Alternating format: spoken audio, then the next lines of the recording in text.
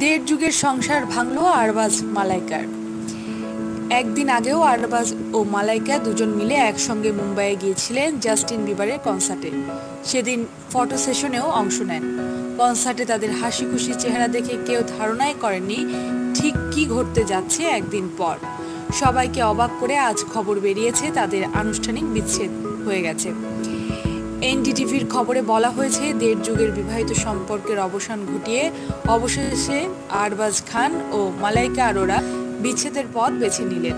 এর আনুষ্ঠানিক প্রক্রিয়া শেষ হয় আজ বৃহস্পতিবার বিকেলে। মুম্বাইয়ের বান্দ্রায় একটি পারিবারিক আদালতে আরবাজ ও মালাইকার আনুষ্ঠানিক বিচ্ছেদের কাজ শেষ হয়। এ সময় দুপক্ষের আইনজীবীরা ছাড়া পরিবারের কেউ উপস্থিত ছিলেন না। জানা গেছে, আরবাজ ও মালাইকা একটি সাদা গাড়িতে চড়ে আদালতে আসেন এবং বিচ্ছেদের যাবতীয় কাজ শেষ করেন। এরপর তারা সেখান থেকে দ্রুত বেরিয়ে যান। শুরুতে আরবাজ ও মালাইকার সম্পর্কে টানাপোড়েন গত বছরের শুরু হয়। এরপর তারা দুজনেই আলাদাভাবে থাকা শুরু করেন।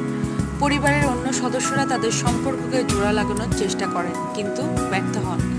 আর আলাদা থাকার সময়ই আইনিভাবে নির্ধারিত হয় এবছরের 11 মে চূড়ান্ত সিদ্ধান্ত জানা যাবে। এর মাঝে তারা সামাজিক অনুষ্ঠানের অংশ নেওয়া থেকে শুরু করে সব কিছুতেই স্বাভাবিক ছিলেন। শুধু তাই নয়, তারা কাউন্সেলিংও অংশ নেন। সব কিছুতে দেখে হয়তো ধারণা করেছিল সম্পর্কটা জোড়া লাগতেও পারে, কিন্তু না, তা আর হলো না।